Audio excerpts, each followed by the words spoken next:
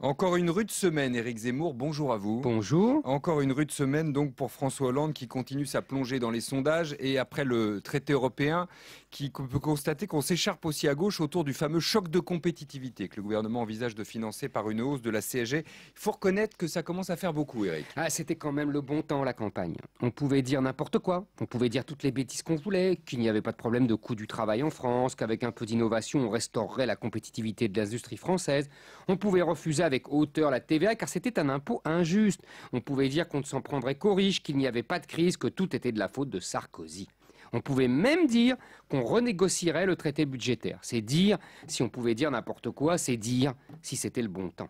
Quelques mois plus tard, tout cela paraît si loin. Notre président n'a plus devant lui que des mauvaises solutions. S'il ne touche pas aux charges sociales, il fragilise encore nos entreprises dans la compétition mondiale. S'il les baisse, il doit augmenter les impôts alors qu'il a déjà eu la main lourde. S'il augmente la CSG, il touche les petits salaires et met en danger la consommation, et donc notre croissance déjà poussive. S'il choisit plutôt la TVA, il atteint enfin ces importations qui nous font tant de mal, mais il se renie et fait du Sarkozy. Que des mauvaises solutions, on vous dit. Hollande et son gouvernement et sa majorité se divisent car rien ne s'impose à eux. Tout choix a des inconvénients qui paraissent supérieurs aux avantages. Ne savent pas quoi faire. Oui, il faudra bien trancher, cela dit. Il faudra choisir une solution, même si elle est mauvaise. Les chiffres de nos déficits commerciaux énormes montrent pourtant que nous avons un énorme problème de compétitivité. Jadis, c'était simple, on avait les moyens de colmater ces brèches. On augmentait les droits de douane sur les produits importés et si ce n'était pas suffisant, on dévaluait notre monnaie.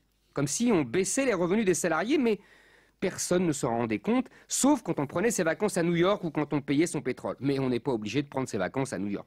Mais voilà, François Hollande, en dépit de ses déclarations alambiquées sur le juste échange pour faire plaisir à Montebourg, n'a jamais eu l'intention de se faire le héros d'un protectionnisme même intelligent. Pas plus qu'il n'a songé une seule seconde à remettre en cause l'euro, qui est pour lui aussi sacré que les évangiles pour le pape. Comme Sarkozy, Hollande est tétanisé à l'idée qu'on puisse dire qu'il a mis en danger la construction européenne. Pour restaurer notre compétitivité, sans protectionnisme, sans dévaluation, sans TVA, sans hausse des impôts ni baisse des charges sociales, il ne reste qu'une solution. Baisser les salaires.